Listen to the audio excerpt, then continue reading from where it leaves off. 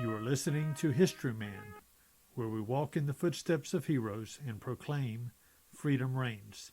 On today's episode, we'll be talking about the Camden Resolves and how they were instructive in the way that the initial leaders of the Revolution garnered support in the backcountry of South Carolina. The Camden Resolves were published in the South Carolina Gazette dated December 12, 1774, along with the listing of Patriot signers. The Gazette would also print similar resolves from Cheraw, 96, Georgetown, and other districts for the public to see. These documents were statements of conviction regarding the will of the people and their intentions toward England, should she neglect their rights as free men.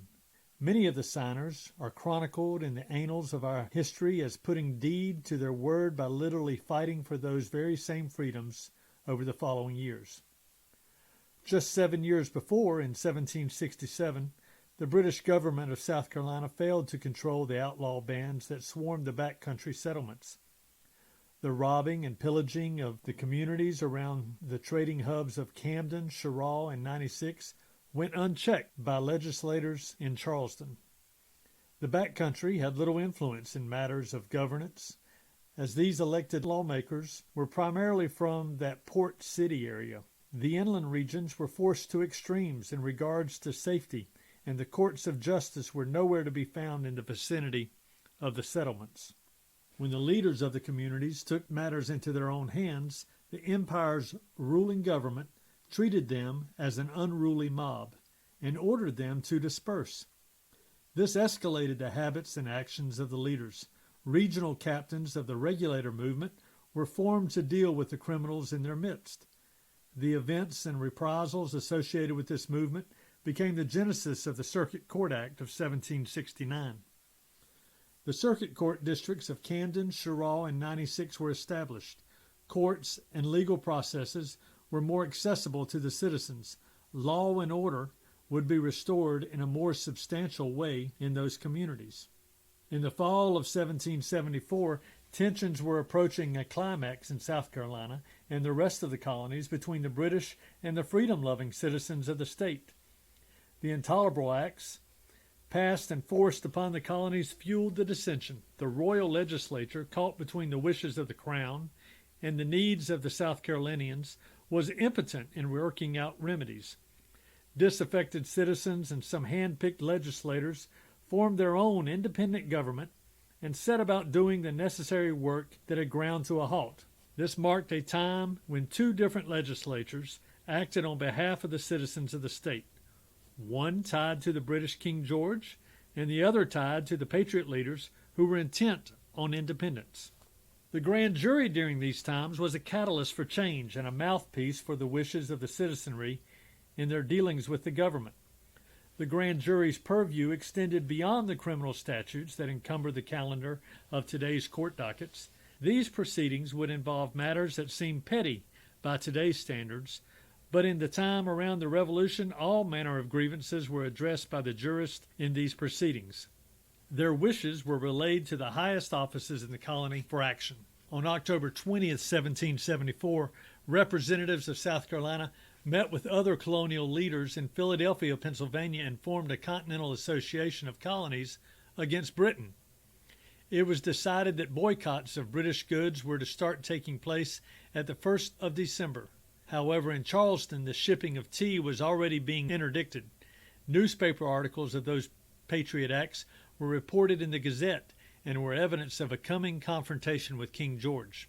The Charleston area Patriot leaders knew that they, by themselves, would not be able to fend off the British war machine. They sought to enlist the help and will of the backcountry. The firebrand judge William Henry Drayton stepped into the role as circuit court judge. He was appointed to temporarily fill a vacancy till another judge could be sent from England. His appointment raised the ire of the royal leaders, for Drayton had published a scathing pamphlet titled Freeman earlier that year. Before he was replaced or they rescinded his appointment, he seized the opportunity to use his talents for the cause against the despotic government. He sallied out into the newly formed districts of the backcountry in November of that year. and he addressed a selected group of grand jurists in Camden, South Carolina on the 5th of the month and delivered a charge to the jury on the rights of man under the law that would be repeated in fashion throughout the back country. Drayton would suffer in his standing with the crown and the royal government in South Carolina, but he rose like a zenith in the eyes of his compatriots.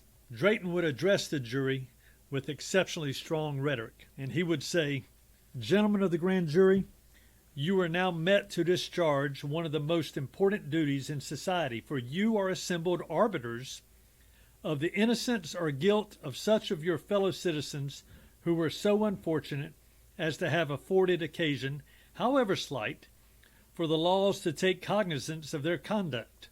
You are authorized to pass judgment, in the first instance, upon the apparently guilty wretch, and by your acquitting voice to shield apparent innocence from a malicious prosecution. Such powers have the Constitution of your country vested in you, powers no less important than truly honorable when exercised with a fearless integrity. It is your indispensable duty to endeavor to exercise these powers with propriety.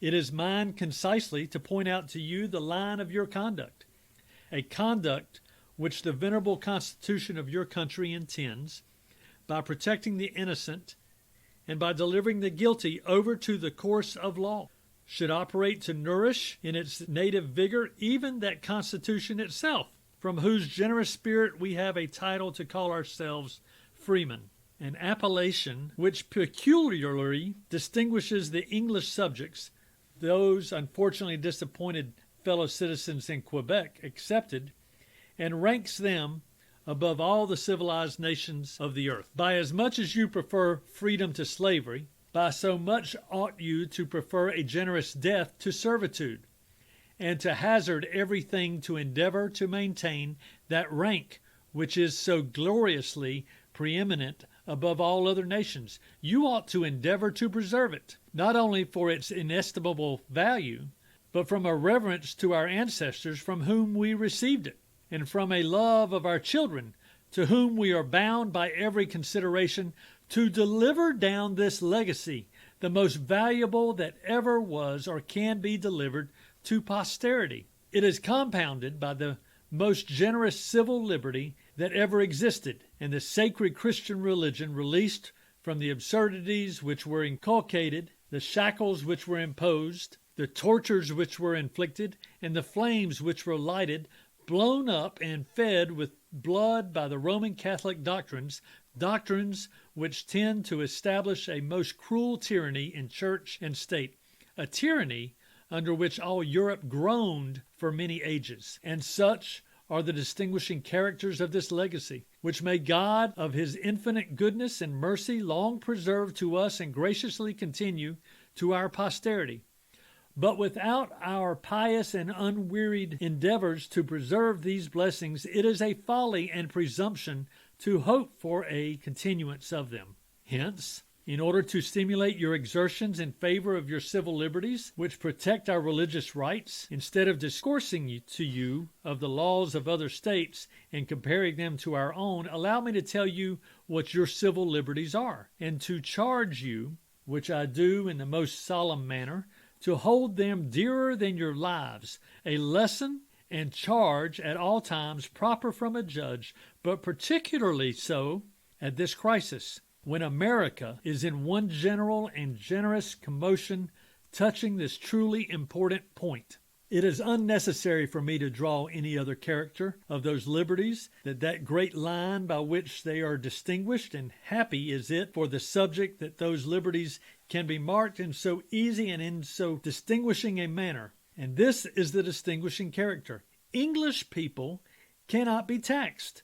Nay, they cannot be bound by any law unless by their consent, expressed by themselves or their representatives by their own election. This colony was settled by English subjects, by a people from England herself, a people who brought over with them, who planted in this colony, and who transmitted to posterity the invaluable rights of Englishmen, rights which no time, no contract, no climate can diminish, thus possessed of such rights, it is of the most serious importance that you strictly execute those regulations which have arisen from such a parentage and to which you have given the authority of laws, by having given your constitutional consent that they should operate as laws. For by your not executing what those laws require, you would weaken the force and would show,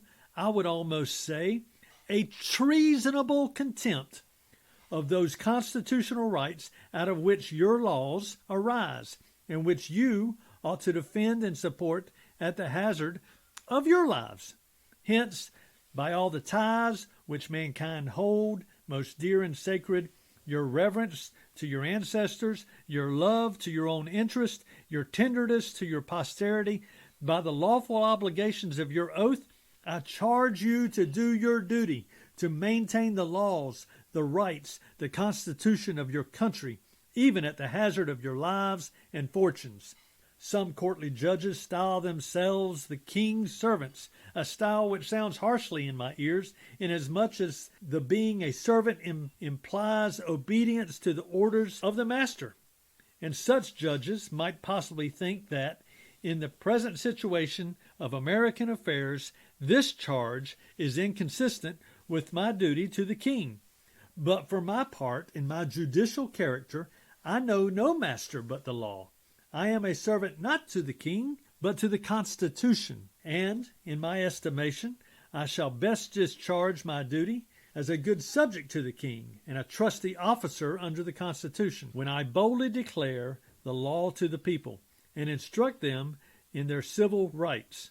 Indeed, you gentlemen of the grand jury cannot properly comprehend your duty and your great obligation to perform it unless you know those civil rights from which these duties spring, and by knowing the value of those rights, thence you learn your obligations to perform these duties. Having thus generally touched upon the nature and importance of your civil rights, in order to excite you to execute those laws to which they have given birth, I will now point out to you the particular duties which the laws of your country require at your hands. Unbiased by affection to, and unawed by fear of, any man or any set of men, you are to make presentment of every person and of every proceeding militating against public good. The law orders me particularly to give in charge to watch carefully over our Negro Act and our jury law, a law which cannot be too highly valued, whether we regard the excellency of its nature or the importance of its object. This law carries in itself an indelible mark of what high importance the legislator thought it when they enacted it, and it carries in itself also a kind of prophecy that its existence in its native vigor would, in after times, be endangered, and therefore it is that the law orders the judges ever to charge the grand juries to watch over it with care. Indeed, you ought to do so with the most jealous circumspection. A learned judge says every new tribunal erected for the decision of facts without the intervention of a jury is a step towards aristocracy, the most oppressive of absolute governments, and it is therefore a duty which every man owes to his country, his friends, his posterity, and himself, to maintain to the utmost of his power this valuable Constitution in all its rights, to restore it to its ancient dignity, if at all impaired, to amend it wherever it is defective, and above all to guard with the most jealous circumspection against the introduction of new and arbitrary methods of trial, which, under a variety of plausible pretenses, may in time imperceptibly undermine this best preservative of English liberty. Mr. Justice Blackstone terms the English trial by jury the glory of the English law. Let me tell you, our trial by jury is that kind of glory in full meridian luster, in comparison of which the English mode appears only with diminished splendor. But let not your care of this great object occupy all your attention. You are to find all such bills of indictment as the examination of witnesses in support of them may induce you to think there is a probability that the attacked charge is true. For you are not to exact such circumstantial and positive evidence as would be necessary to support the indictment before a petty jury. To make those presentments and to find these bills, it is not necessary that you all agree in opinion. 12 united voices among you are sufficient to discharge the duties of a grand jury, but it is absolutely necessary that 12 of you agree in opinion upon every point under your consideration, and happy, thrice happy, are that people who cannot be made to suffer under any construction of the law, but by the united voices of 24 impartial men having no interest in the cause, but that the laws be executed and justice be administered. In short, that you may discharge your duty with propriety, and that you may pursue that course of conduct which the law requires, let me, in the strongest terms, recommend to you that you keep constantly in your mind the nature and particulars of the oath which you have just taken. To you this oath is of as much importance as the mariner's compass is to those who sail on the ocean. This points out the course of their voyage. Your oath as clearly points out to you the course of your conduct. I dare say you are willing to discharge that duty which you owe to society. I make no doubt but that you will discharge it with advantage to the public and therefore with honor to yourselves. And after charging the juries in Camden, the jurors deliberated and came back with these presentments. We present as a grievance the extensive bounds of the parish of St. Mark, which makes it difficult for the church wardens and overseers of the poor to collect the poor tax, and a great means to hinder the propagation of the gospel in the back parts of the said parish.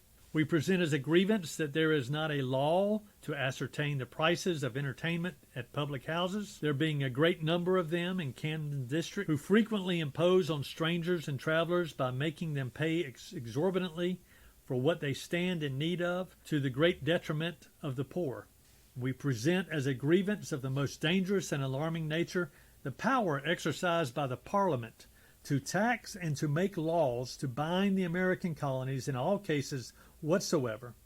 We conceive such a power is destructive of our birthrights as freemen, descended from English ancestors, seeing such freemen cannot be constitutionally taxed or bound by any law without their consent, expressed by themselves or implied by their representatives of their own election, a consent which the good people of this colony never have signified, to be taxed or bound by the laws of the British Parliament, in which they never have had any constitutional representation.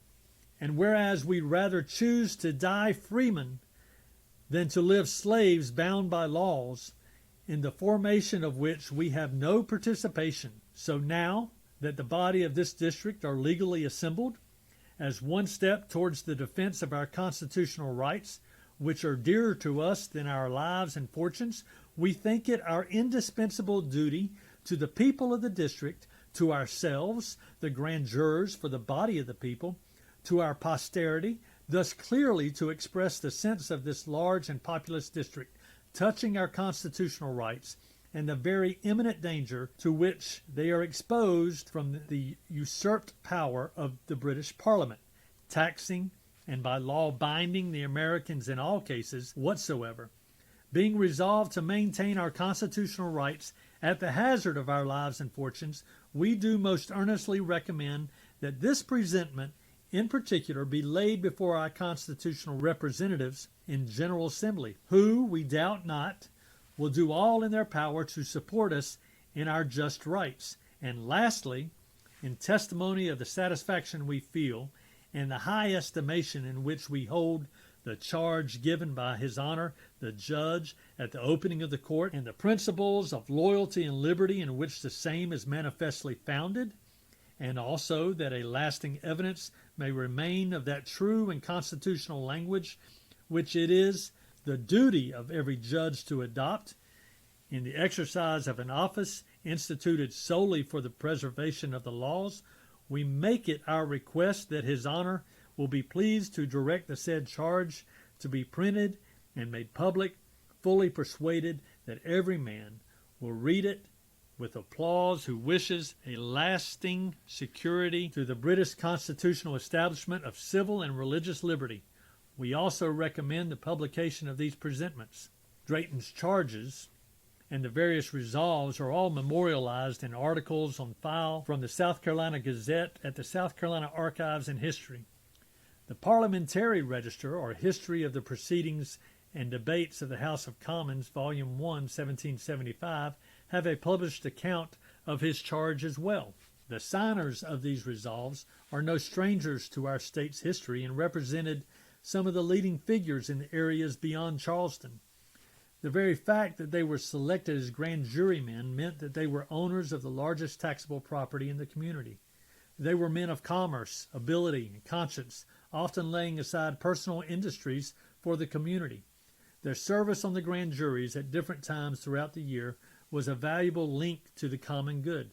Their sentiments of their rights as free men at a time of a great upheaval are instructive. The work of Judge Drayton and the grand jury of Camden so long ago have echoed into our present.